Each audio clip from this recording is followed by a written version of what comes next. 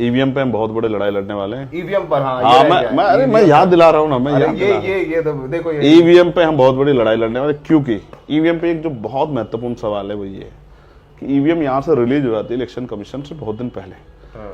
141 member of parliament को suspend करके कानून बनाया सरकार ने उस दिन।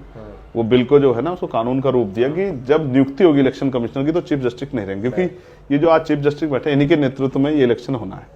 तो चंद्रचूड़, तो इसमें कुछ जो है कहीं ना कहीं ऐसा लगता है। दूसरा ये भी मैंने सुना, मैं इसको कंफर्म नहीं कर रहा, आप ज्यादा मुझसे बेहतर इस पर जानते होंगे, क्योंकि मैं कई दिनों से उस काम में था लगातार, और रूरल एरिया में था, ग्रामीण एरिया में, तो मैं इस तरह से काम यूज नहीं कर पाया, अपने काम में लगा हूं कि इलेक्शन कमिश्नर से कोई पूछताछ नहीं होगी, उसके ऊपर कोई मुकदमा नहीं दर्ज होगा। इस तरह का मुझे पता लगा कानून बना देगा कि आजीवन उस पर जो इलेक्शन कमिश्नर आएगा उस पर कोई जो है ना उसके ऊपर मुकदमा दर्ज होगा, ना उसको कोई सजा होगी, ना उससे कोई पूछताछ होगी। वो तो चलिए दूर की बात है, इस समय विपक्षी पार्टियां मिलना चाह रही चीफ इलेक्शन कमिश्नर से, लिख के वो तो मिल भी नहीं रहे हैं अभी। देखो, इसमें ये समझना पड़ेगा कि इलेक्शन कमिश्नर की नियुक्ति सरकार कर रही है, जब तक सरकार कर रही है तो वो सरकार, और जब उसको इतनी छूट दे दी, कोर्ट नहीं सुनेगा, सुप्रीम कोर्ट में गए मामला ईवीएम को लेकर के। अब ये सुप्रीम कोर्ट के ऊपर प्रश्न चिन्ह खड़ा हो गया कि सुप्रीम कोर्ट अपने आप को साबित करे कि वो कॉन्स्टिट्यूशनली जो है राइट्स जो उनको बचाव करेगी, और देश में हिटलरशाही का मतलब तानाशाही को बढ़ावा नहीं होने देगी, डिक्टेटरशिप को बढ़ावा नहीं। ये आज सुप्रीम कोर्ट में बैठे जजों को इस देश के लिए सुनिश्चित करना है, उनको साबित करना है खुद को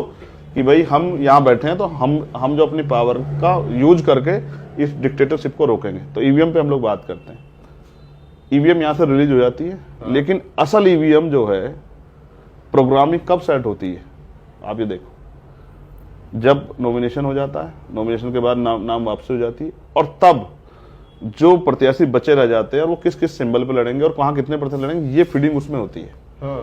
ये चुनाव से मुश्किल से 8-10 दिन पहले जब वोटिंग जिस दिन शुरू होती है सबके एजेंट्स को टेस्ट कराया जाता है। मैं कुछ और कह रहा हूँ, उसको टेस्ट को छोड़ो, ईवीएम जब यहाँ से रिलीज, उसको नहीं पता कौन से बूथ पे जाएगी, उस पर कहाँ कौन प्रत्याशी, ये सेटिंग यहाँ नहीं होती है। ये सेटिंग कहाँ होती है?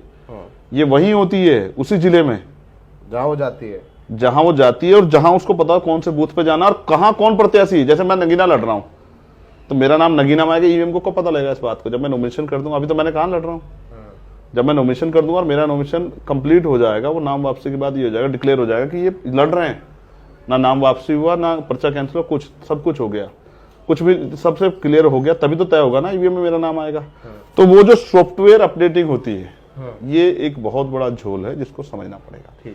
तो दो चीजें अभी हो रही है, एक तो सॉफ्टवेयर अपडेट, क्योंकि इसका मतलब सॉफ्टवेयर अपडेट होता है ना, क्योंकि इलेक्शन 10 दिन पहले ये करना पड़ता है सब कुछ। दूसरा, जो कई हिस्सों में चुनाव हो रहे हैं भाई, 1-1.5 महीने में चुनाव होता है पार्लियामेंट का 7 चरणों में, तो जब आदमी 40-45 दिन इंतजार कर रहा है, 2 दिन और इंतजार कर ले, किसको जल्दबाजी है? पहले जिसने पहले दिन वोट कर दी वो तो 40 दिन इंतजार कर रहा है, 2 दिन और इंतजार कर लेगा।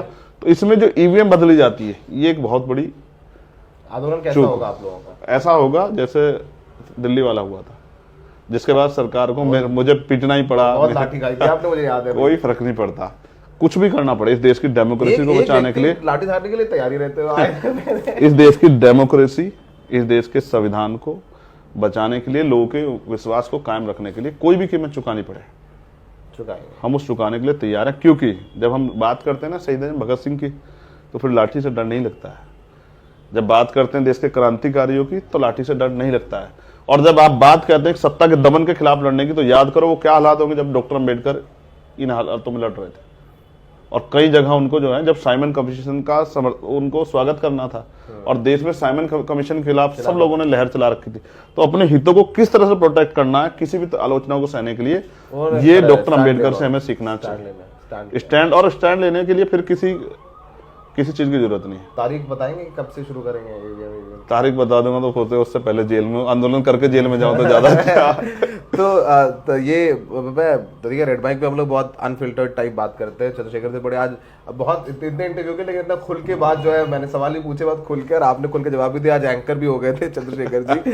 तो बहुत बढ़िया बातचीत रही। मैं कहता हूँ रेड माइक के हर इंटरव्यू देखिए, पर ये इंटरव्यू बहुत विशेष रूप से देखिए, क्योंकि आपको समझ में आएगा कि तमाम उन मुद्दों पर जिन्हें आप टीवी पर देखकर अपनी राय बनाते हैं, उनसे जुदा भी एक राय है, क्योंकि वो काउंटर नैरेटिव या उसका काउंटर जवाब, लॉजिकल जवाब आप नहीं सुन पा रहे, देख पा रहे हैं। तो उसको समझने जानने के लिए इंटरव्यू जरूर देखिए।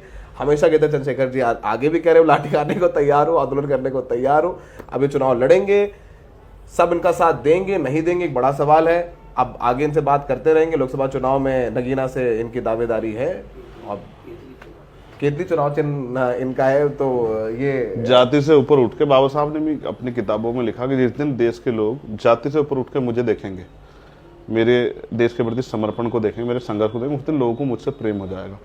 मुझे भी, जब आपने कहा ना कि साथ देंगे नहीं देंगे, जिस दिन मुझे भी लोग जाति से ऊपर उठ कर प्रेम हो देखेंगे जाएगा आपसे और ये महसूस करेंगे कि वो आदमी करना क्या चाहता है, तो मुझसे प्रेम लोगों को हो जाएगा।